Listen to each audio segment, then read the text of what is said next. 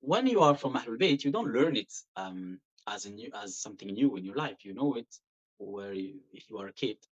So in my case, my grandmother used to tell me always, we are grandson of Fatima Zahra bint Rasulillah, Fatima Zahra bint Rasulillah. And in Al-Maghrib al-Arabi, where I am from, we are in something like 5,000 kilometers from Mecca and Medina. So as a young kid, it was, I believe, my grandmother, because she's a very pious and religious woman and very deep, very religious. But it's also weird to admit it clearly. So I was a bit suspicious. Like, okay, we are from the grandson of the Prophet. This is what people say. This is what is in our document in our house. But are we sure? How can we be sure about that? I was a bit scientific in French. We say, huh? Ilmi. So how can I know that is true, 100% true? So when I get a bit older, probably after 18, 20, Alhamdulillah, I can travel and travel to inside the country and outside the country, and to see the lineage of Rasulullah sallallahu alaihi wasallam, the grandson of Rasulullah, Fatima Zahra من سيدنا رسول الله, سيدنا علي, Fatima Zahra in Al-Baqi' in Al-Madinah, Sayyidina Ali ibn Abi Talib in Najaf in Iraq, then Sayyidina Al-Hasan also in Medina, also his wife, his son Sayyidina Al-Hasan in Thanna in El-Yanbu', which is outside Medina, countryside of Medina. Then his son Abdullah al-Kamil, buried and passed away in Iraq.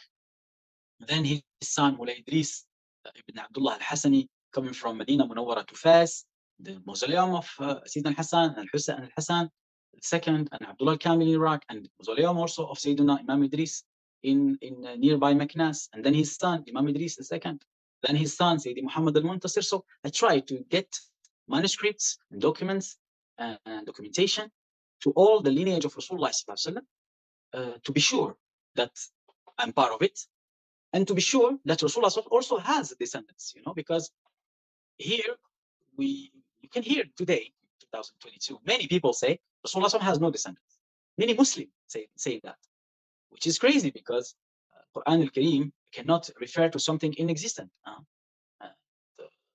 بسم الله الرحمن الرحيم إنما يريد الله بكم رجس أهل البيت يطهركم تطهيرا. It means Allah wants to purify this house, but to purify this house should exist. And I was seeking this knowledge from old people, from Naqib al-Ashraf, Mansib, which is the head of family of the Prophet ﷺ. Each branch has a head, generally an old person who knows by heart all the branches of Rasulullah ﷺ, descendants. So it's traveling here and there and understanding why we have so many family names. Why is Hasani and Husseini and Kamili and Idrisi and Al-Alawi and Sigaf and the Sheikh Abu Bakr and Al-Alami, and why? So then I know the reference of each one. Why Sigaf is called Sigaf, why Al-Alami is called Al-Alami, because of Jabal Al-Alam. And then I went to Jabal Al-Alam, see Sayyidina Maulana Abdul Salam ibn Mashish Mausoleum and his kids, Sayyidi Muhammad, Sayyidi Mulay Ali, Sayyidi Abdul Samad, which is my grandfather, Sayyidi Ahmad and his daughter, Fatima Zahra, Binti Maulana Abdul Salam, which is from now 21 generations. And then I follow each branch, and I had my own manuscripts, heritage from my fathers, and I asked for other manuscripts. So I can see and compare the lineage to Rasulullah from now until Rasulullah in a way that is totally sure and certain that the descendants of Rasulullah exist. I was not trying to prove that our house is one of them. I was just trying to prove the reality of the descendants and where I can find them today. And I was asking Allah Azza wa Jal, if I'm not one of them, Allahum, show me that.